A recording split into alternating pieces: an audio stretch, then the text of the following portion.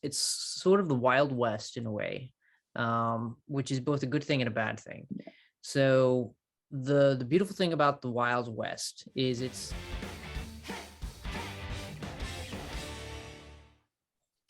All right. Hi, and welcome to the Johnny Random Show. This is the part where we go a little bit deeper into a topic. So today's topic, we're going to talk about NFTs, and I'll start out just sort of like explaining my journey, how I started understanding what an NFT was, and then we'll just sort of do a little roundtable and a little discussion about it. So first of all, if you as an NFT about a month ago, this is February. If you asked me in January, I would have said, I think you mean NFL, not NFT. What are you talking about? What is an NFT? And so I had no idea what an NFT was. Now, I'd heard of the blockchain and Bitcoin probably about 10 years ago was the first time I heard of that. And thought it was cool, but nothing to do with me. And, it might be the future, but it just seemed really nerdy and not really just not very connected to anything that was relevant to me. But about a month ago, I started looking into what is NFT, and Dad posted an article on a discussion that we were talking about and a list, and he also linked a podcast, and I started listening to another podcast, and they were talking about it, and it kind of to me was like just this eye-opening, like ton of sense why people are actually getting into NFTs, what the attraction is, and sort of what the power of it is. And I actually think, given sort of the current trends of our government being very unresponsive to the people in general, I think that it is people's sort of natural inclination to sort of grab back some of the power that we feel like we don't have in our current political climate. So I, over the last month, have been trying to understand them. I've been trying to get a little bit more information. And so one thing that I think that is going to, that where we're at in this moment of history, at least as far as I can tell, is they are not something that a lot of people understand, but the people that do understand them are trying to make it mainstream, and it hasn't broken into our mainstream. People still view it as cat memes. You can buy and sell, little like the first tweet ever, for millions and millions of dollars. It's sort of just bizarre. Recently, there was the news of that, I guess, billions of dollars worth of Bitcoin being hacked. And so if you guys have anything to address on like how you guys found out about NFTs or like anything that kind of made you change your mind. And I really haven't got to it yet, but I just kind of want to get you guys like, how did you hear about them, and what do you think about them at this point? Dad first. Well, I was thinking, you see ads, it's kind of like, any ad along that line, to buy Bitcoins and things along that line. It's kind of like, buying gold or something along that line. You see these ads and, buy silver, buy these coins. So it strikes me as that kind of thing, is that, my thought is somebody's making money. Somebody's making money off of at the top of the pyramid, not the bottom of the pyramid. Yeah. So it's that kind of thing. So it's knowing enough or getting lucky enough to get on the bottom or get the right kind of thing. Because you could buy a minted coin or something like that, and it's going to be a while before it has a face that means anything. Luke has bought gold coins. I have a gold coin here too. It's worth more than it was by a lot, but at the same time, what do you do with it, and when do you sell it, becomes that kind of issue too. Or do you just hang on to it? It's just an asset for someday. It doesn't seem to be one of those things that you buy and increase a lot in, at least for the average person. Somebody who has money, is going to buy them and hang on to them or sell them or have somebody that helps them, whatever kind of thing. But for the average person, eventually they'll get there, and they'll not be the ones making money as usual, So, or some money. Once it becomes common, then it's common. Yeah. And may have value for something, So I guess what I'm saying is get in on it while it's good. If you can, have a friend of a friend who knows, what to do, and you trust them, and they actually know what you're doing. Don't put your life savings into it yet. Yeah. So what you're describing is exactly what made me just completely overlook it, like for years now, really, especially since 2017 when it started really taking off. This is like NFTs just doesn't interest me at all. It seems like the next gold. It seems like the next, scam. It seems like the, next bubble. Just people, rich people throwing their money at stuff, whatever. But I'm curious, Matt, what do you think about how did you get introduced into NFTs, and what was your initial take on them? And has anything changed in your thinking, about them? Yeah, it's sort of the Wild West in a way, which is both a good thing and a bad thing. So the beautiful thing about the Wild West is it's kind of the American dream. You can make something of yourself. You can go out there and you can do something cool. So creators of NFTs can go hog wild. They can create unfettered, and they can sell without having like a lot of constraints. The bad part about the Wild West is that lack of order allows for a lot of illegal activity as soon as they figure out how to use it, illegal or immoral, or both. Recently, there was a site, OpenSea, that had they basically, they're a free speech type of organization. They believe that everybody has the right to create, and having content out there that makes you think is not a bad thing. So they give anybody a platform, so long as it doesn't break certain rules. There was a NFT creator that put out a project where you could buy computer generated African Americans. They're just faces. So you're buying NFTs of randomly computer generated faces so that you could own your own Black person. What? It's like there's a lot of people up in arms, and it actually was taken down because it's bizarre. It is out there. And that's the problem with the Wild West. You get all kinds of people doing crazy things because they can make money on it. And it was supposedly to support BLM. There's no guarantee that any of that money made it to BLM.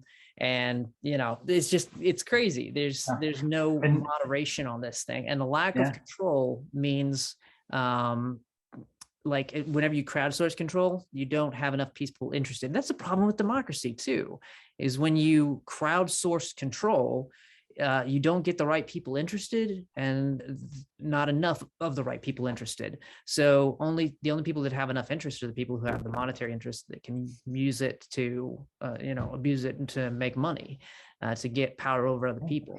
And now the people that own those Africans, there's a scarcity, and someday, that will be worth a small fortune. Exactly.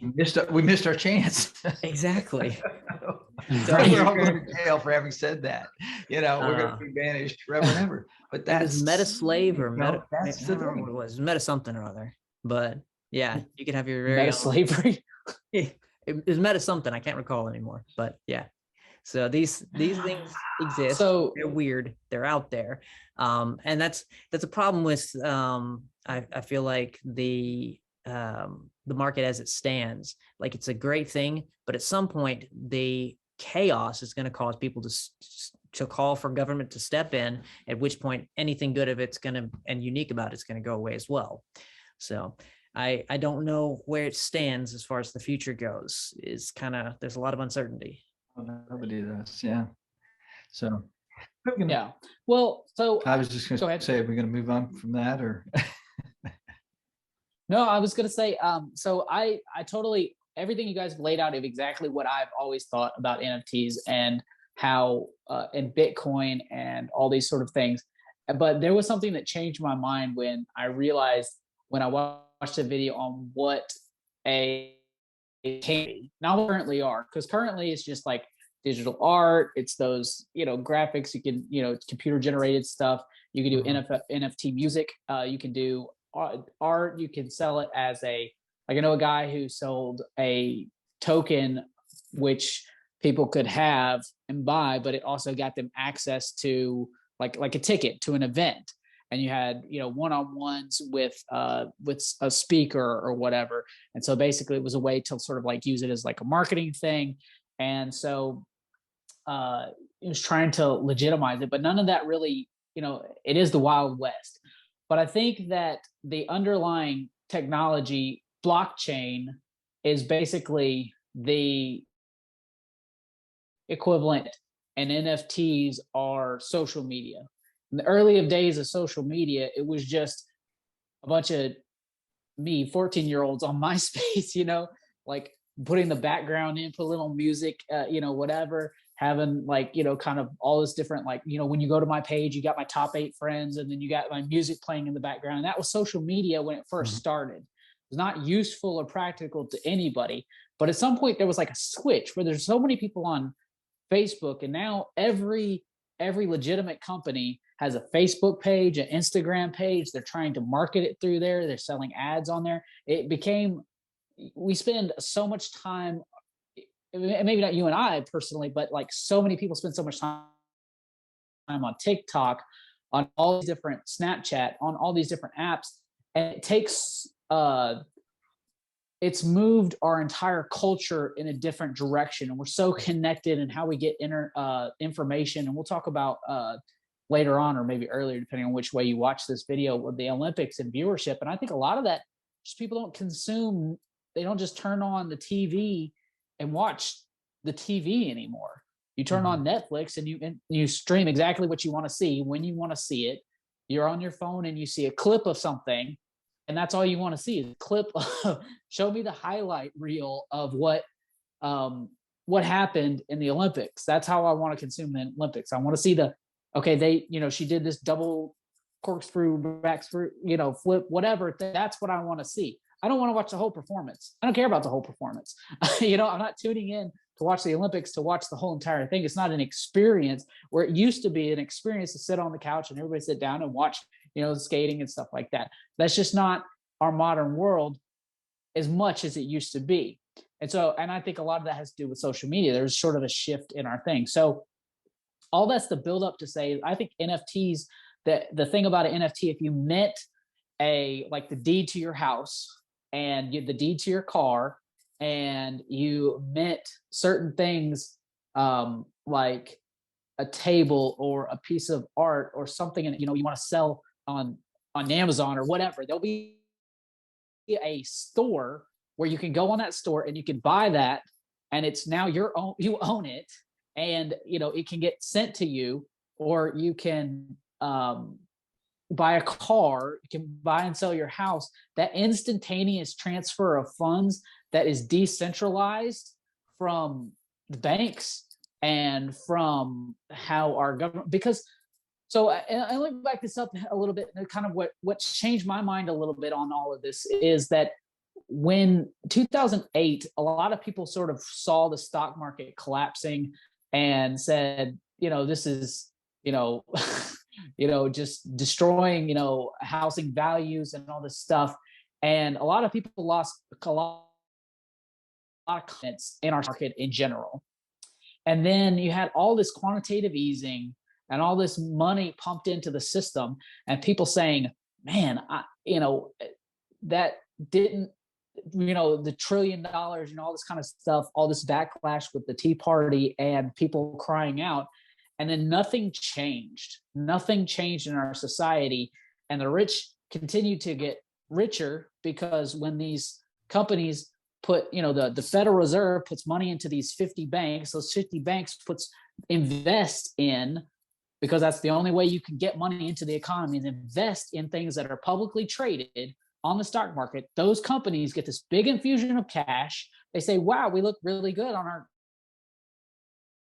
quarterly, our stocks are doing great. Let's take some of that money. We're going to buy our own stocks again, keep it going, keep this sort of thing going. We're going to give ourselves big bonuses because our company is doing great, and that money never gets down to the workers. And then like, wait, let's invest a little bit in China, in a factory over there because it's a lot cheaper over there.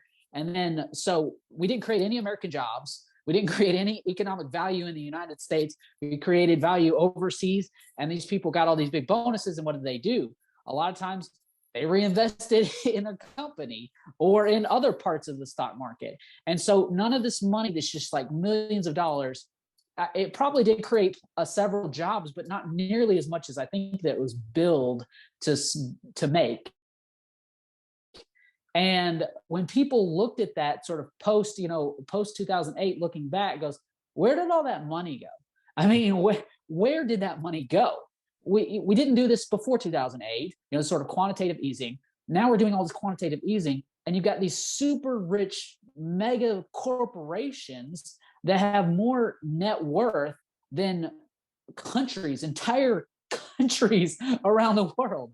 Walmart, Amazon, like you could list out like the GDPs. I saw a list one time of like the GDPs from the top, going down, and there are companies that have more net worth or more value than the GDP entire countries, like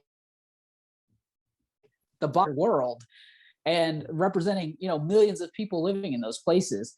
So, and you're talking about the ownership of that country as a board, a board of directors. Just a few people have more power and net worth than entire countries and governments. That's a staggering thought. And I think regular people look at that and say, what what is going on? What is going on in the world? And they say, our government. And the problem too with like saying that, like, this is where my argument fails. I used to be really, really in favor of what they call term limits, and I still am. I mean, and I'm not giving up on that idea, but I think that it doesn't matter who you put in there. If someone is willing to give you enough money, most people have a price. Most people have a price, and if there's people out there that have more net worth than the entire countries, and they're backing you or saying this or trying to influence you in a way, they're almost always going to get through, or they're going to find somebody that can get, that they can work with to get whatever legislation they need passed or want done. And so I think that, this sort of money and politics thing is a lot larger than people, even on the left, give it credit for. A lot of people on the left are like, oh, we need to get money out of politics. And we absolutely do, but it's not that simple. It is not as simple as a lot of the things that they're saying. And certainly socialism isn't the answer there, at all. A different group of people in. Yeah. With money. Yeah, it's just a different group of people of power. So I think that the response for a lot of people is like a decentralized banking system is a really appealing thing. Somebody like Donald Trump that's just a giant middle finger to the political elite class is a really appealing thing. I think that both of those, and I think even some ways people thought that Barack Obama was going to go up there and shake things up. A lot of people that voted for Barack Obama because they saw it as a change candidate, then nothing really changed. Then they went to Donald Trump, and from my opinion, nothing really changed in a lot of ways. But Biden is basically a little finger to America. Appetite. There's this just growing appetite for, nobody is listening and understanding that this imbalance is here, and I can't, and we've talked about this a little bit before, but it's, we live in an amazing country, but if you have to move to the middle of no place where rent is $300 and you can't get a job, in order to survive, or you have to live somewhere and, be at the mercy of whatever job you can find, whatever hours they're willing, going to work with you. They can drop you, fire you at the drop of the hat. And so you have to, the pressure of performing is there. And if you're, a single parent, or even if you're not a single parent, if you're just a single working household, you still have, a lot of responsibilities and a lot of expenses in our world today. It is really hard to get through with low expenses as a family. You have to almost be single and be able to live with roommates in order to afford life, unless you make a really, really a lot of money, a good paying job. Looking at the data, there's not that many jobs that are good paying that are out there. There's a ton of jobs out there that'll pay you minimum wage or just over minimum wage, or something, whatever, but those are not good paying jobs, and people aren't looking for those jobs. People don't want those jobs. People want to work at a job where they can make more money, where they can go up in advance.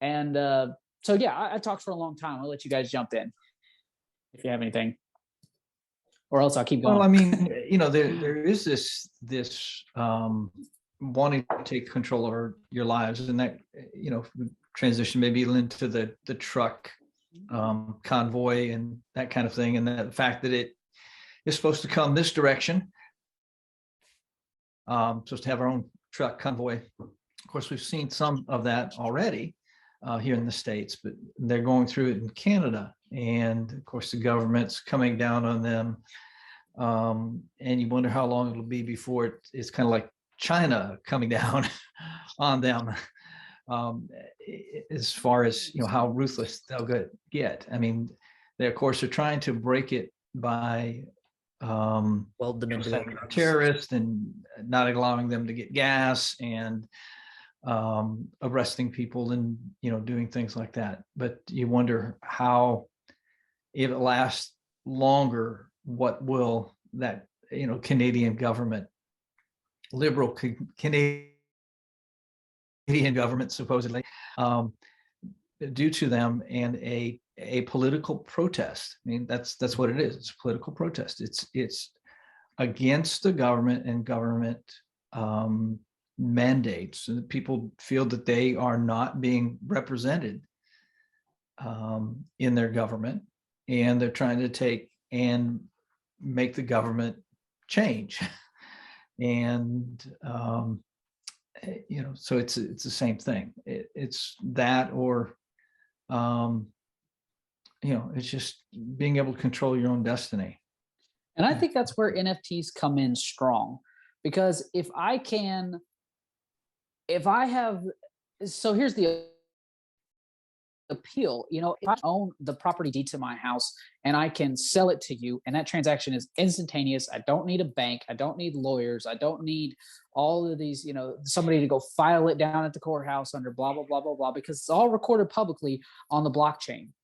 Mm-hmm. It's instantaneous. It's like the social media. Like there was the internet for a long time before there was social media, but we only use the internet in certain limited capacity.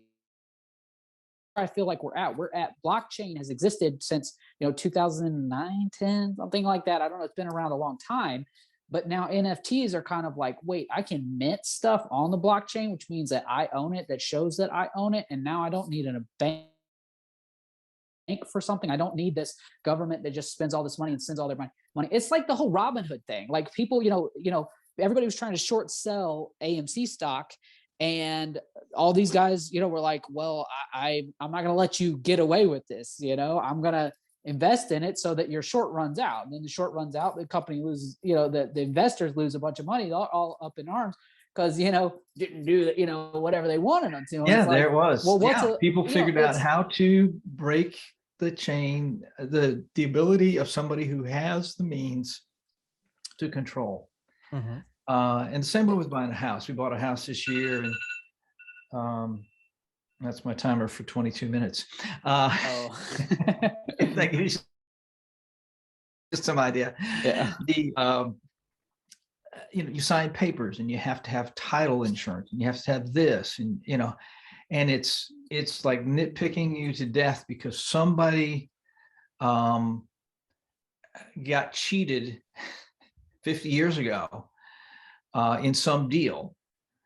And so now we all have to go through all of these steps to make sure that the transaction is secure and legal and faces all those criteria, because Congress has created these laws, states have created these laws to make sure that you don't get cheated.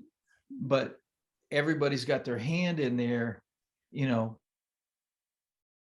to show proof that, you know, this has been taken care of, the termite inspection and the, you know, blah, blah, blah, blah, blah, and that kind of thing. So if there's a way to get rid of some of that stuff or make it easier, great. So if I'm a plumber or a termite person and I have a NFT profile or whatever, I'm just sort of like completely dreaming right now. Like this world doesn't exist, but in my mind, this could exist. And so I own a business and I have an NFT stamp that I can put. So you come to me and you say, I want a termite inspection for my house. And so I pay for it in blockchain, that stamps, and then you attach that report, which an NFT, you know, digital, you know, copy of something, whatever, that goes and attaches to that blockchain deed that on such and such a day, a termite report was this, and you get to see it and look at it. And now that is something that, like a buyer, I'm going to ask you, hey, can you do that? Can that be included in the price? Because this places of negotiation where I'm personally doing that, and I don't need a bunch of other people to see that. I don't need an FHA, you know, loan. I don't need the VA loan. I don't need, you know, any sort of banking institution to tell me to do that or what to do or how to do it. You know, as long as you know you need to get a home inspector and there's somebody out there and you look at that person's home inspector, you know, whatever, their reviews on their NFTs, you know, this guy will just put a, you know, the house is good NFT stamp on whatever it is, like a review site, you know, and that person gets, you know, not in that company to do it, get somebody else to do it, you know, or something. But the point that I think that, you know, makes this where it has happened, you know, we talked, or we will talk about the house in Florida that was sold, you know, the deed was sold as the NFT, the deed was an NFT. And so it has happened. And I think we've broken into that. And it's only going to take a couple more years for people to say, man, you know, I can do that too. I can do that with my car. I can do that with, you know, whatever. Businesses are going to see it as an opportunity. And then the first time, this is really what I'm looking forward to actually making it legitimate, is when somebody can test that. When somebody says, no, I didn't sell you that house. And that person says, yeah, you did. You know, it's a blockchain, you know, and then they're like, no, I didn't. You know, I'm still going to live here. I'm going to own the house, and just kind of trying to scam somebody. And then they take it to a court, and the court says, you know, how did you do this transaction? Okay, now I can look at the transaction, and this is a legitimate transaction, and ruling, you know, this way. Then you have law that is, or a judgment that people can say, hey, if I sell you and you try to screw me over, I can sue you. And here's the legal precedents for what has happened. And so now it makes it legitimate, you know, like the government has now put a stamp on it. No, and I'm thinking about too, just the same thing. When we talk about certificates and things along that line, like when I had to prove for it, I applied for that I was a graduate, that I have a master's degree. I had to go back to the college and have them send me this certified whatever. And anytime I get a job that requires that I have, you know, that degree, that I'm not just saying that I have a degree, that I have evidence that I have a degree, then I have to have something that is stamped that I've kept with me, you know, some old piece of paper, you know, or something, you know. An NFT would be great for a graduation, whether it's high school or whatever, because you have high schools that, you know, it'd be difficult to come across for some people, you know, at 40 years old, their high school, you know, they actually graduated from high school. Or like me, you know, 30 years ago, I you know, got a bachelor's, and 35 years, you know, and, you know, 20 years ago, a master's or whatever, you know, those kinds of things. So, yeah, NFTs are there. I think the companies that produce the NFTs would be what I would invest in. I'd find out who's creating those NFTs for who's minting them. So that's the minting them? technical term, is if I take something and I want to turn it into an NFT, I have to take it to someone to mint it. I want to be a minter. A minting company takes it and basically, yeah, sell the genes to the miners. Yeah. That I want to start a minting company. I want to there's find out how I can do this. That would be where the money is. If you really, it's always going to be, because there's lots of need. And if you make a business out of minting someone's buy an high NFT in that school, company. if you make a business out of minting people's high school transcripts, think about how valuable that would be to people, and people would start to do that. If you started minting people, so you would have to take the time to say, okay, I have to, in order to mint this and put it on the blockchain for you, I have to be a reputable company. So I have to call that school. Did you go? What is the dates? What are the, did you get that high school diploma? Whatever, that person has to pay for that. It has to be stamped, whatever. But then you mint it. So now it's one time that they know going forward, they have that information. And that's the thing, is like, because a lot of people don't know or haven't thought about this yet, it's just going to take maybe a movie, somebody making a movie about NFTs and blockchain, or like, even a sci-fi movie, and this is how things are done, and they call it NFTs, and people just really realize the creative ways you can use this. It opens people's minds to the future, and that's what I think the legal precedent, and then somehow like breaking into the cultural headspace where people see it as, oh, okay, that's legitimate and that's how it works, and then it's like social media. Why would I not want to get on on the internet and be able to look at all my friends, what they're doing, see what they're doing, nosy people. So I want to see what's going on with my friends, and see. So it's, go ahead. It's done in steps, and the next step needs to be doing something that's low risk, like Dad was saying with the diplomas. With diplomas, it's kind of a low risk thing. You hire somebody, they fake their education, not the end of the world, probably not the best thing, but you'll find it out other ways. But if you buy a house and it's fake, that's a problem. So if you're like a property trader and you're buying and selling houses, a lot of them using NFTs, and then you find out that that's not legitimate, then you've got a real issue. So I think it's going to be like the next level of adoption is going to be with things that are highly practical but low risk. I think that's the next level.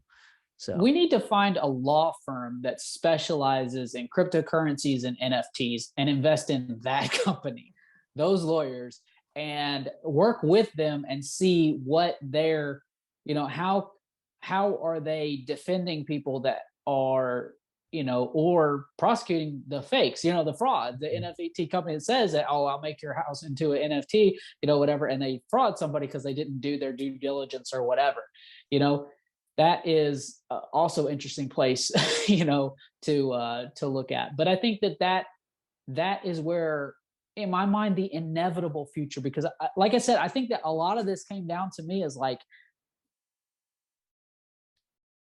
the what's it called? The circumstances have to be right, and for the internet, the circumstances were right. And it was a logical, easy step into the digital world.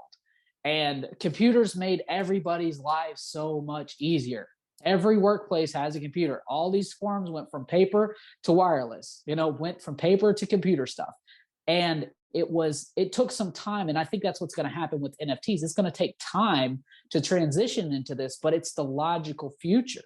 It really, there's nothing like, it's the most logical future. And I think that, that video we shared, I shared earlier with you guys about the billionaire couple that hacked or whatever, frauded people, stole Bitcoin or whatever. And then the Fed was just able to just track every transaction down the way. And they were able to, find out who did it, because all these transactions are recorded for everyone for all time, So fraud is easier to find on the blockchain. It's not like there's some paperwork somewhere that you can just burn and it's gone. This thing is recorded. And I was talking to a gentleman in my office the other day, and I was like, "Hey, what do you think about NFTs?" Because I knew we were going to do this episode, and he, I had it on the news on the thing, and they were talking about cryptocurrency. They were talking about, I think they were actually talking about these people that got caught, these hackers, and he said, "I think it's the future," and I'm looking into it myself, and whatever. He's about my age, and we started talking about it, and then he was just kind of like, the only thing I'm worried about is, like the grid goes down, you got to have some cash, and I'm like, man, if the grid goes down, nobody wants your cash. Nobody even wants your gold.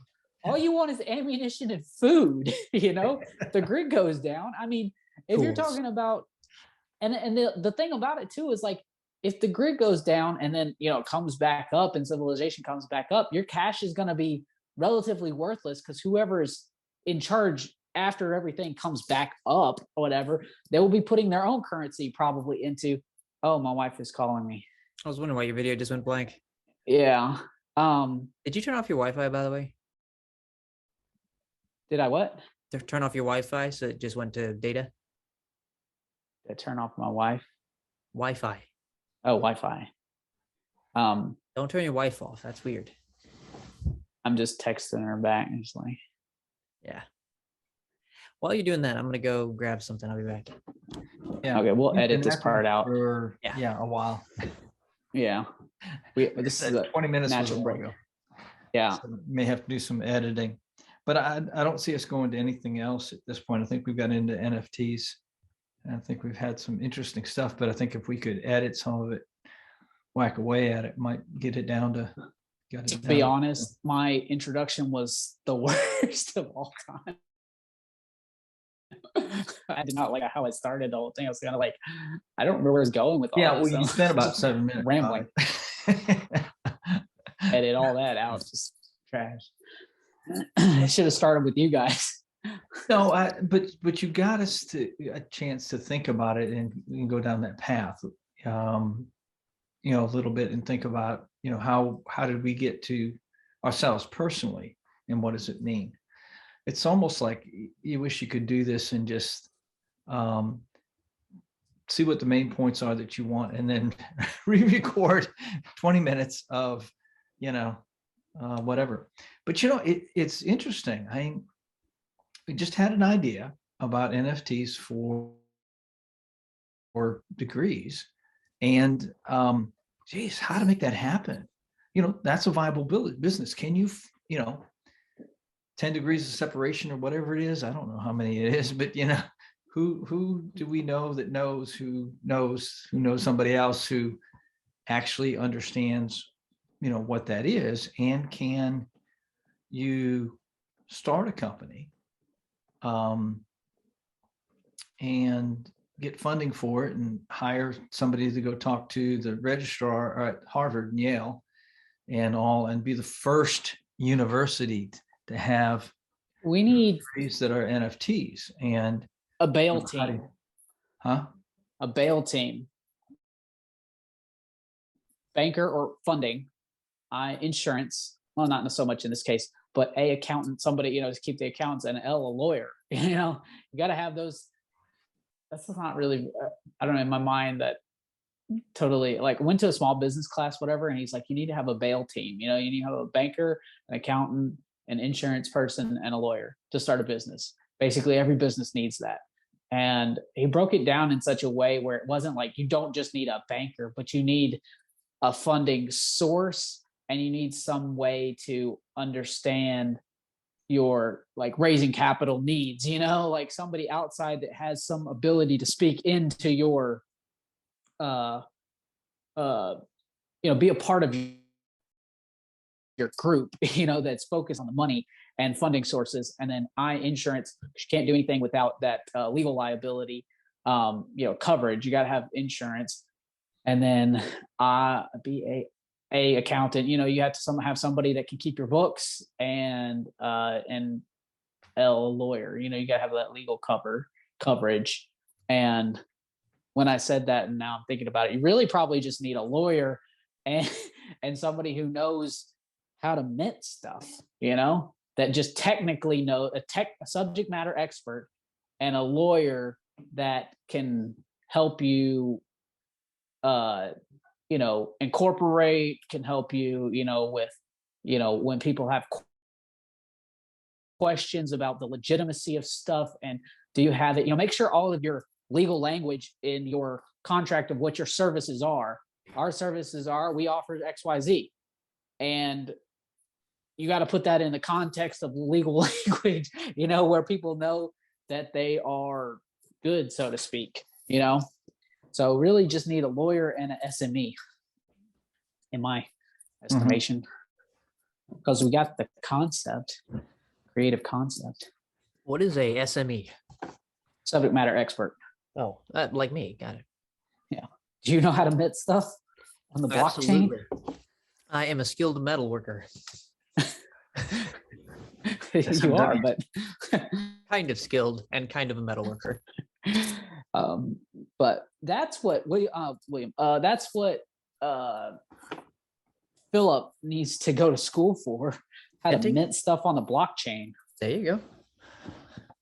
I won't block him from progress. There's Ethereum and Dogecoin.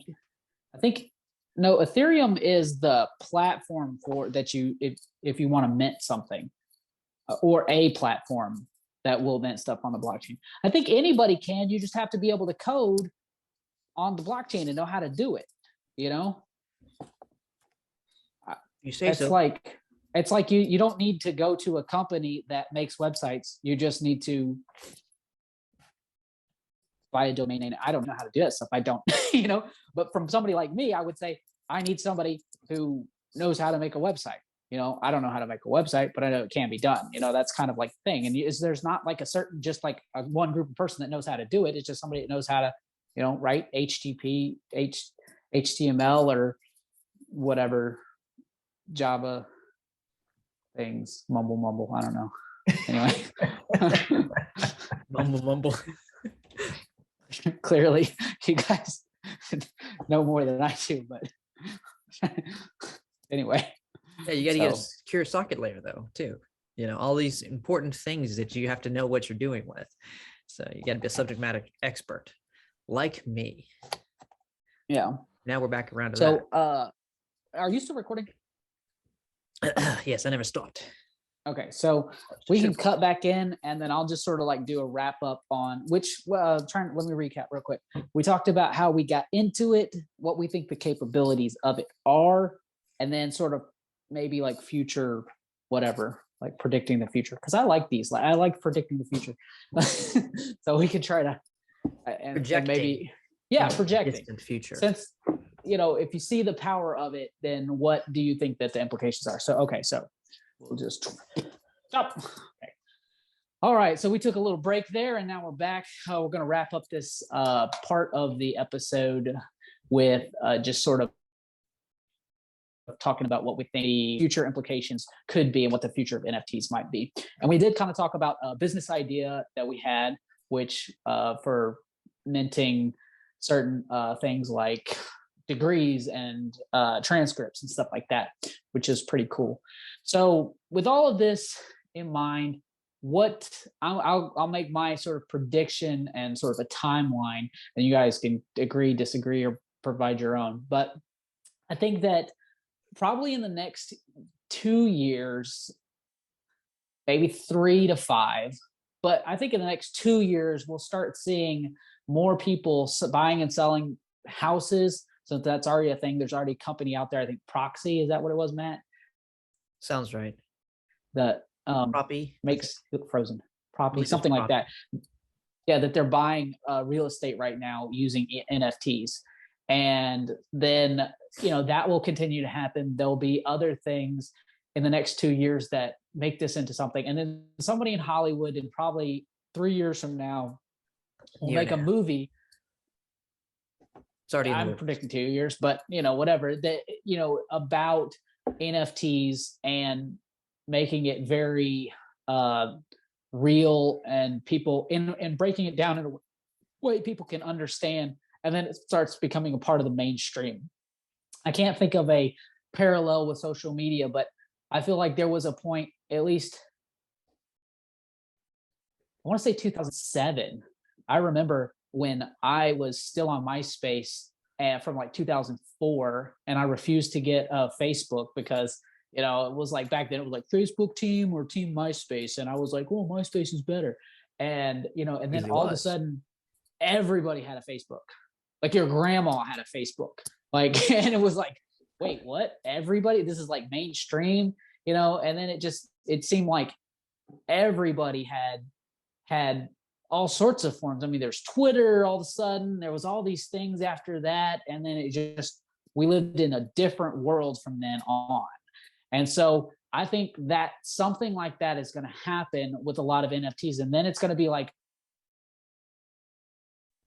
you know, when Cammie, who's 2 right now, when she's 10 or Chloe's age, that's just going to be a part of her life, you know, whereas like, you know, now there's, you know, kids have, you know, phones that wasn't a thing when I was a kid, you know, like some rich kids had phones, but like regular kids didn't have phones. Now, so many kids have phones. Most kids have phones. It's like crazy and mind boggling, you know, the age that kids get phones now. It's going to be kind of like that shift where it's going to be just totally accepted. And the kids grow up in a world where, yeah, I want my transcripts by NFTs. Oh, you guys back in your day had to do, you know, like had to go call a school and then they mail you whatever, or something, you know, like that, or send it electronically, like, you know. But anyway, yeah. So I think probably in the next 3 to 5 years that will happen, where it will become normal. And then after about 5 years from now, it's just going to be a part of our daily lives. And I think that, you know, that in the terms of like the technology space, but I think in terms of like Bitcoin, and that is going to probably take a little bit. That's probably going to come to companies are going to start accepting Bitcoin and Dogecoin and whatever coin is out there, these cryptocurrencies, like alternative currencies.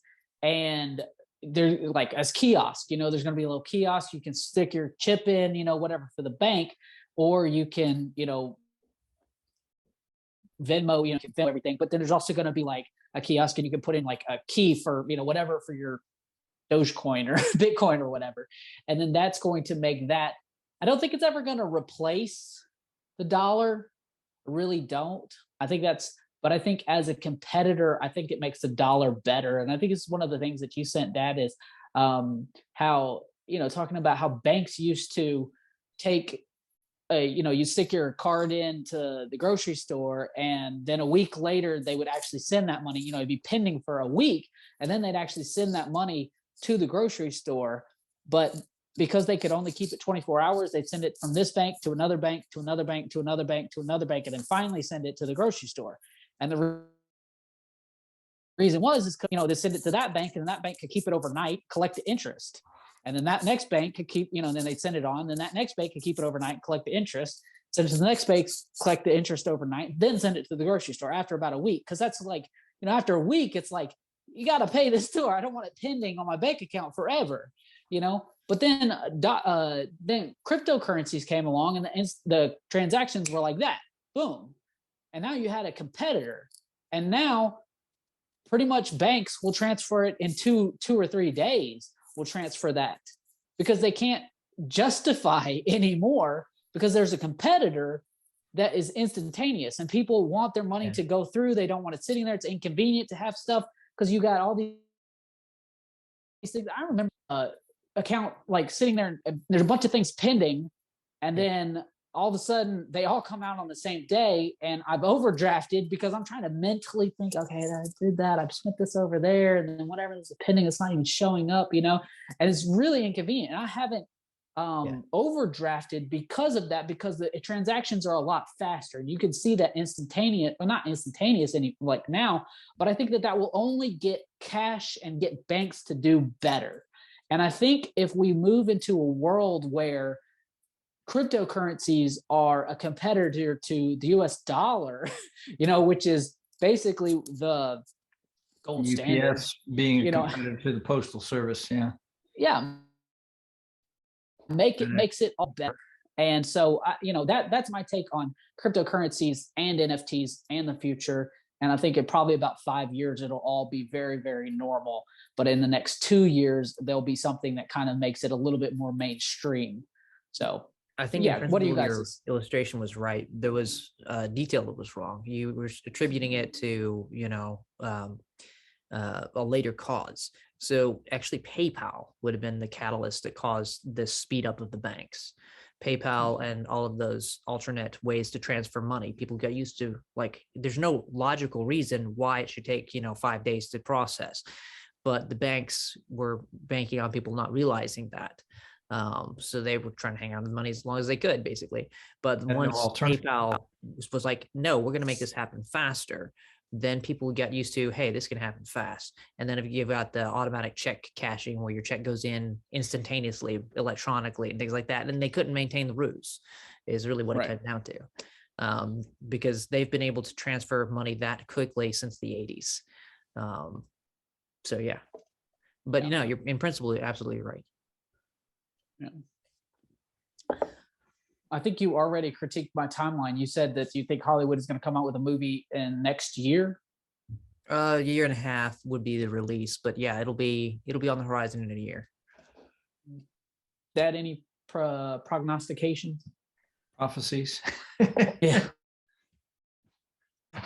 I don't have any prophecies, but I would sure like to find somebody who knows how to do the blockchain and can help me put together an idea of transcripts, even for private schools, because private schools can go out of business, Yeah. And, they don't have the resources to keep everything on file.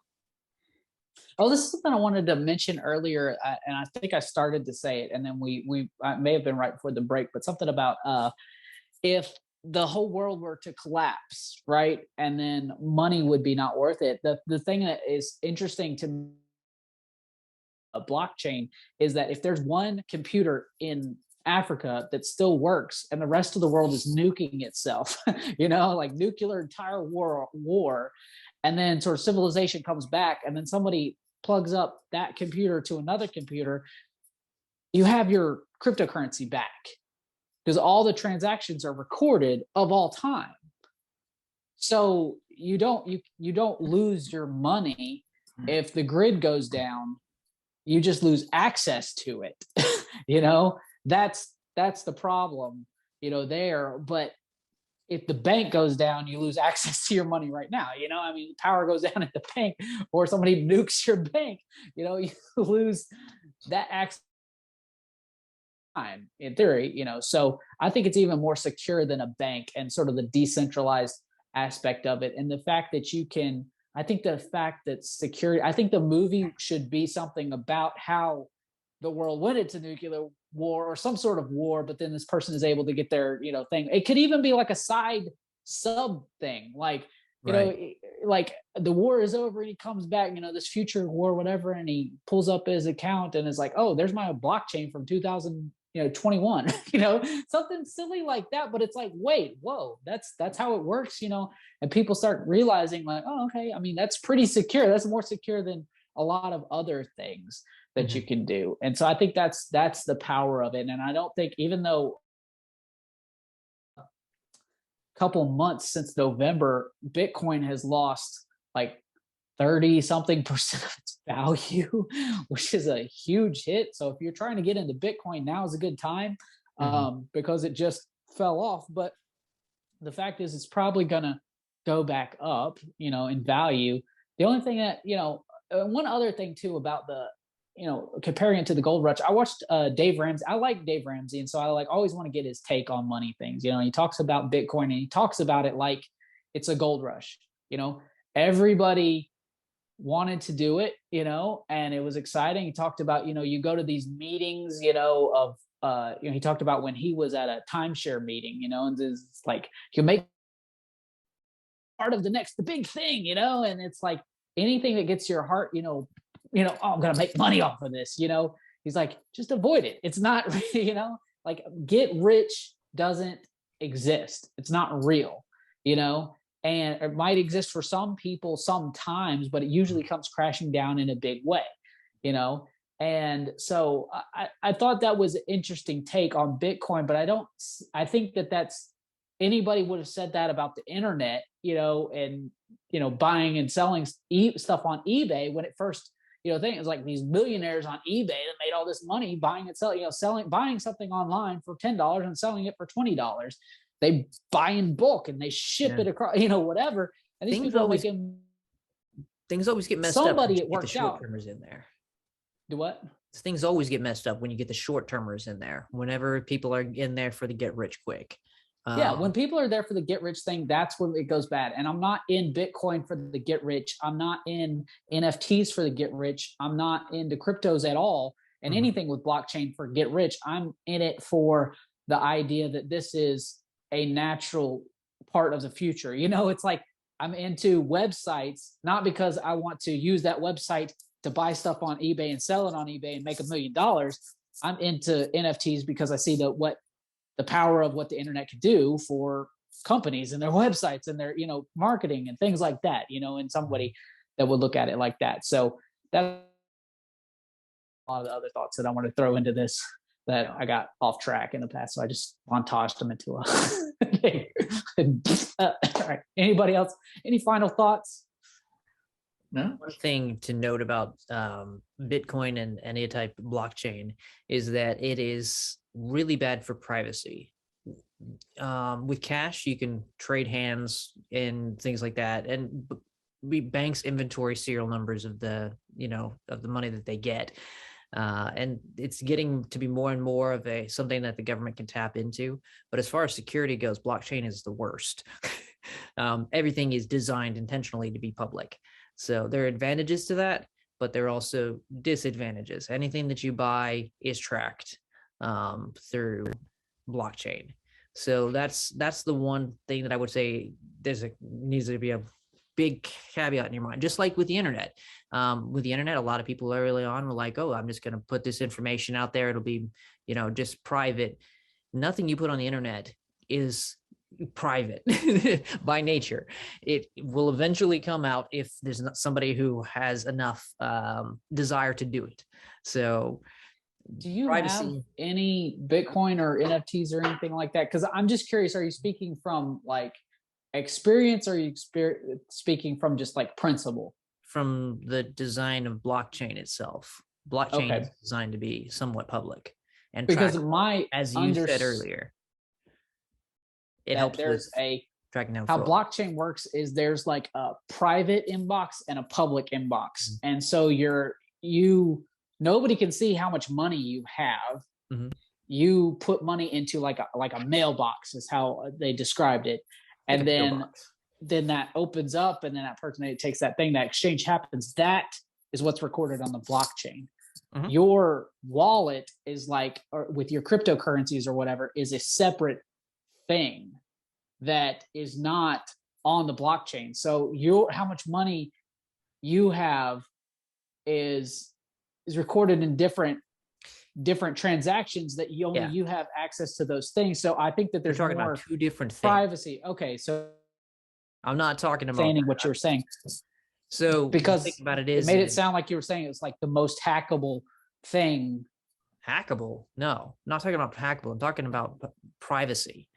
Privacy and hackability are two totally different things. So with hackability, you're worried about, you know, somebody else being able to get in and manipulate something. I'm talking about privacy. Privacy is when you think that a transaction is between you and another person, and it's not. It's between you and 5 billion other people because it's on the internet. So as far as tracking what all you've spent money on, that can be done. Each individual post box is technically not assigned to a person, but that could be found out through internet providers and things like that. And once that is there, that individual post box, or whatever you want to call the thing, is identified with you.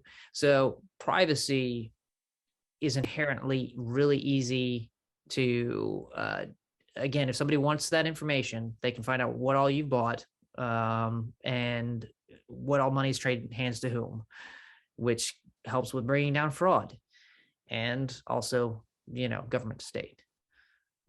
Well, I don't have any Bitcoin yet. I don't have any NFTs yet. I don't know exactly how private or not private your transactions are and your total balance is.